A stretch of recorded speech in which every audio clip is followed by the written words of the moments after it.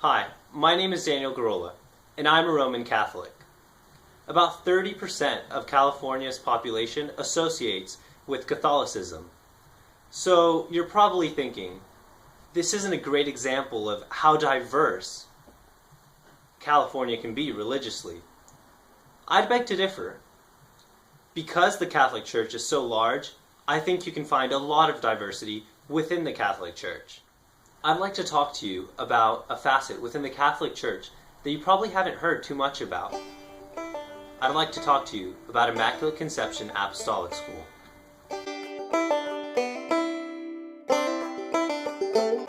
Immaculate Conception Apostolic School, or ICAS for short, was a beautiful little rustic school found in the Sierra Nevadas near the town of Colfax. This school was run by the Legionaries of Christ, and its purpose was to help young men discern their vocation.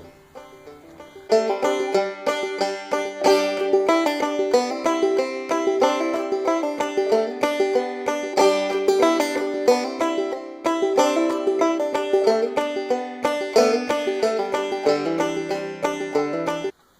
want to tell you a little bit about the daily schedule there, just so you get an idea of what it was like living there day to day.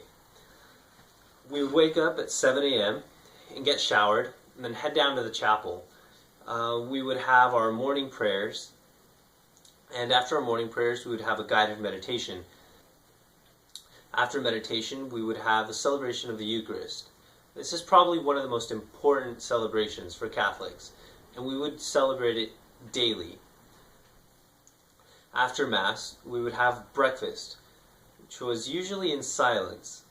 We would all eat while one of the students would read aloud in the dining room from a book, typically Lives of the Saints. After breakfast, we would have class all morning, and then lunch, and after lunch, everyone's favorite, recreation. During recreation, we would usually play either soccer or basketball, but it really just depended on the day. After recreation, we would get showered, and then we would have our gospel reflection. Gospel reflection was typically just reading from the gospel, from that day's gospel, and reflecting on it.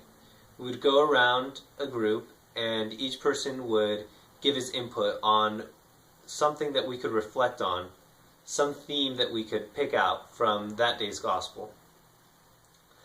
After this, we would head back to class, and then we would have housework. Housework really depended from person to person. I, for instance, was the cook for a few years, so my housework was to prepare for dinner. One of my best friends was our school's barber. After housework, we would have dinner, and dinner was also in silence, but only for half of the meal. So the first half, we would have a reading, and the second half, we could finally converse. Most of the day is spent in silence.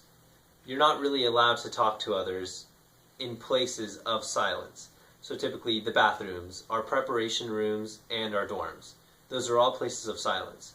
So being able to talk during dinner was really important. It was a time to talk with our classmates about our day, and to just socialize a little bit.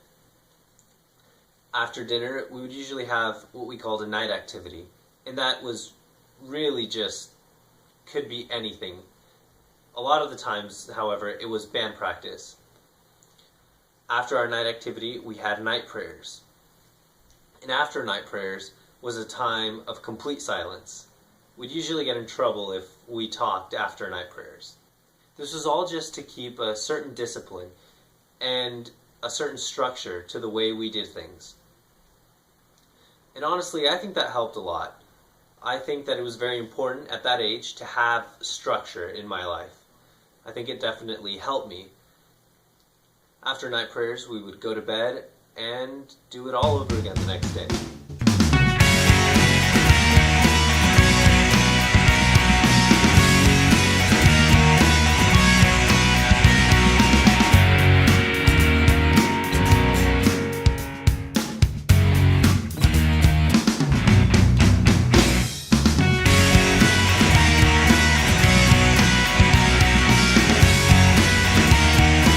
very many schools like this in the United States.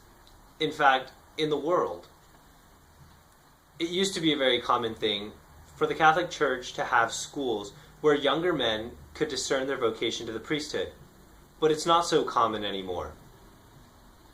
At the time when I was attending this school, there were only 2 other schools like it in the United States, one in Indiana and one in New Hampshire.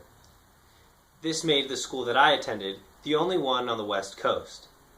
I went to ICUS for 4 years, and during my last year there, I decided that the priesthood just wasn't for me. Nonetheless, I don't think that it was a waste of time. Those were the 4 best spent years of my life. I think the reason is that this school so perfectly cultivated mind, body, and spirit. At ICUS, all my professors, my classmates, my superiors helped me to become the man that I am today.